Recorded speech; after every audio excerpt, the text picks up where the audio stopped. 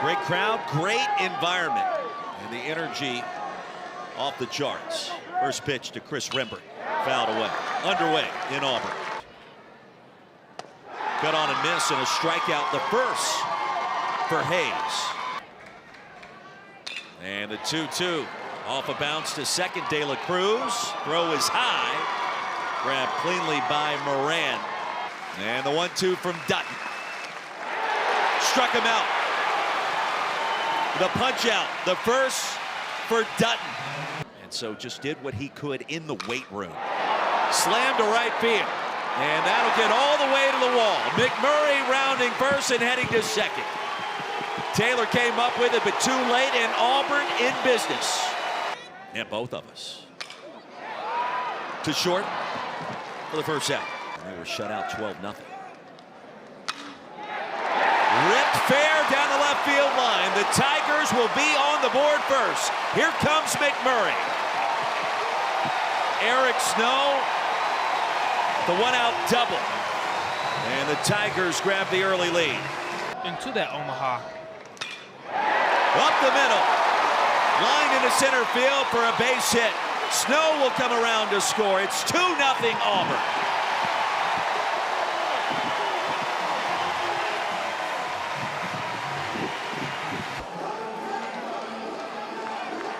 You can tell that the Auburn lineup is hunting that fastball. And this one gobbled up by Moran at first. Covering is Hayes for the second out. They're not going to do anything to hurt themselves. Line to short. There's Miola to retire the side. In front of this capacity crowd. And even 2.5 hours before first pitch, they started lining up outside of Plainsman, trying to take in the sights and sounds in this Auburn team that is the #4 national seed. Is tied for the highest postseason mark in school history. Good piece of hitting that time by Eric Guevara. Payoff coming from James Hayes. Sent in fair territory right on top of the right field line. Irish digs for second. The wave around Guevara. And just like that, it's 3-0 Auburn Irish with a one-out run scoring double down the right field line. He's got 2 triples this year. Now standing off of second base. McMurray towards the War Eagle wall. It's high off the top. Irish comes around to score. McMurray a double. His second of the ball game. Hayes is pounding the strike zone, and Auburn is making him pay for doing so.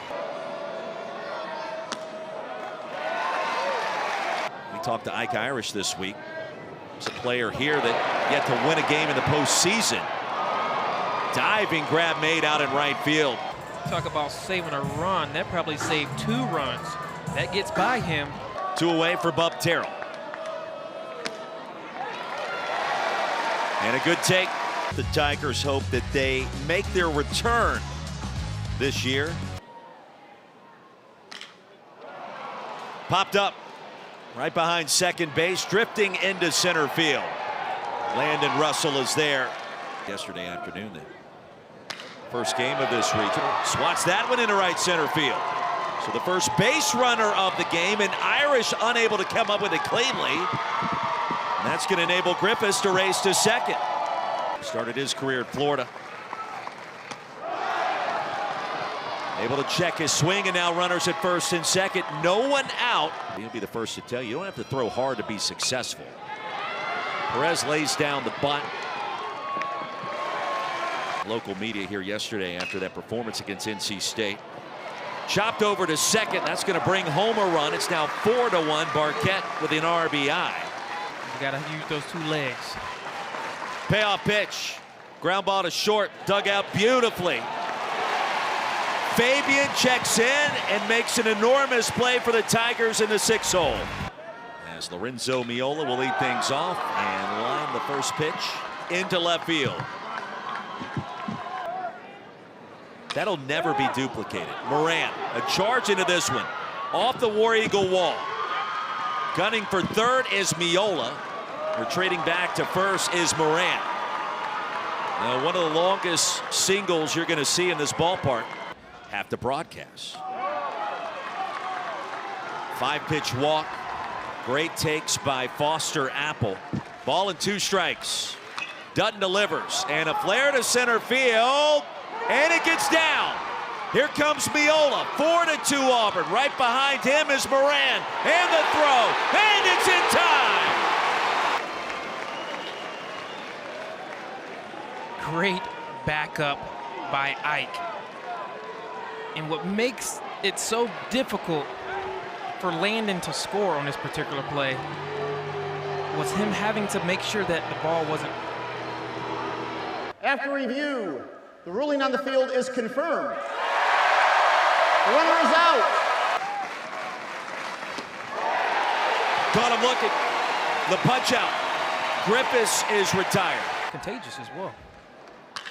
And it comes from your leader. This right off the pitcher into right field. Apple will come around to score to make it 4-3. Taylor now standing at third base. Danny Perez. Fabian at short. Side retired. Inside out, swing to left field, near the track, going back, and the leaping attempt comes up empty. McMurray, another 2-bagger to lead things off for the Tigers here in the 5th. Well, the double in the 2nd, one more in the 3rd, and now in the 5th. Fly ball to right field here for Lucas Steele.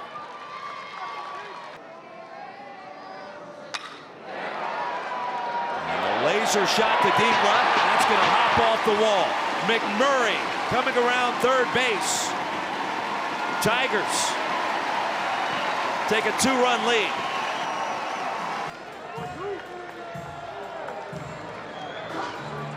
Double by Snow in the 2nd. How about one more here in the 5th? And that was 102 right off the bat. Terrell, the right center. A lot of talking out there. Jordan Taylor right in front of Landon Russell. And you see the talent on the baseball field. Popped up over towards left field. And it'll be Walker. But this one served right back up the middle. Barquette is aboard. a doctor, what was there going to be their second option? De La Cruz smacks it over to third. Could be 2. There's the turn. In time. For Lorenzo Miola. Fabian. Yes.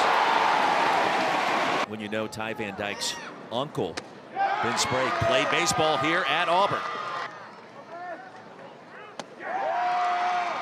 Back-to-back strikeouts. Then when it happened, we all kind of looked around as Van Dyke strikes out the side. Payoff pitch one more time from Sam Dutton.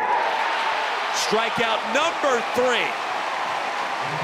We'll make it back to the Men's College World Series. We'll find ways to produce a couple of insurance runs. Wait for the guy to tow my truck. Literally run to the park. Yeah, Another strikeout for Van Dyke. I mean, this is from last night. Fralick fouls away the pitch. We show up right behind home plate around midnight. This is what it sounded like.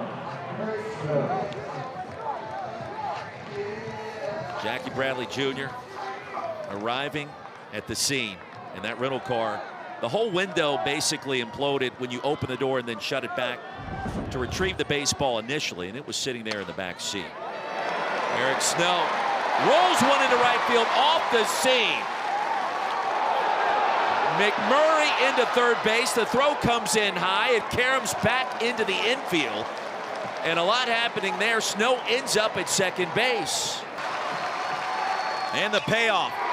Fly ball left field. Back is Apple. High off the War Eagle wall. 2 runs will score.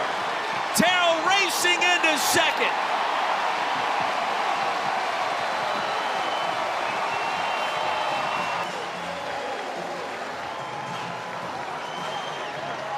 Seven to 3 Tigers.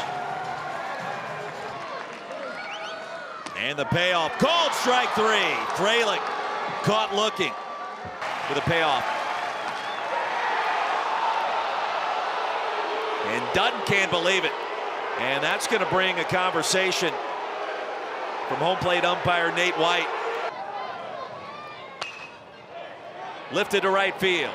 Irish on the move. Fair territory. Can't come up with a catch.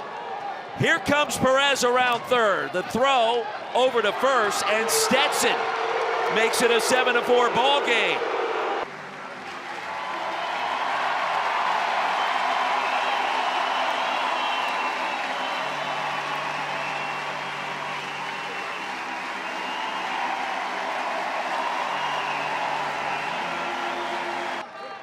And the payoff. Line towards right field. Irish, it lands right in front of him. Coming home to score is Barquette. Irish made it closer than you would have thought, and it's now 7-5. A Nipatuck affair here in Auburn, Alabama. Miola down the third baseline, and that's going to be an infield knock. Miola finds a way to reach. Tying runs aboard for Stetson. His ninth pitch out of the bullpen, and he hits Moran. Tying runs in scoring position. Chop to third. Snow collects it. Steps on the bag. And the side is retired.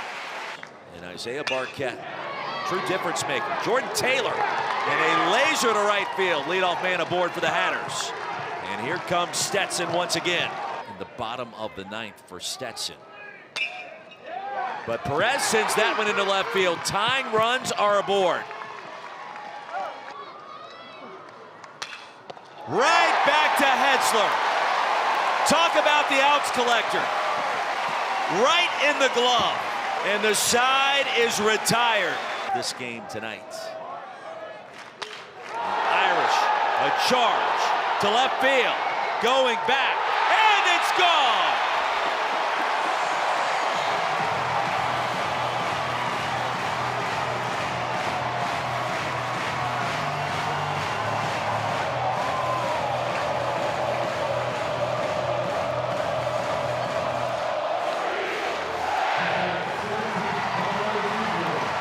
Just poetry in motion off the bat of Ike Irish, and pure power. Yeah, pure power.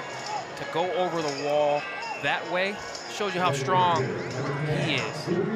When he gets it on the barrel, there's not a single park that can hold him in. Hetzler, strike three.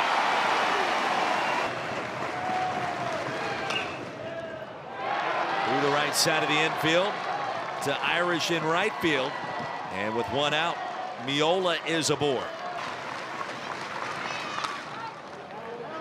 To left field, towards the line. Terrell retreating, is there to make the catch. And the 0-2. Swung on and missed. Here comes Auburn. 8-5 the final score. And the Auburn Tigers in the regional final tomorrow night back at Plainsman Park.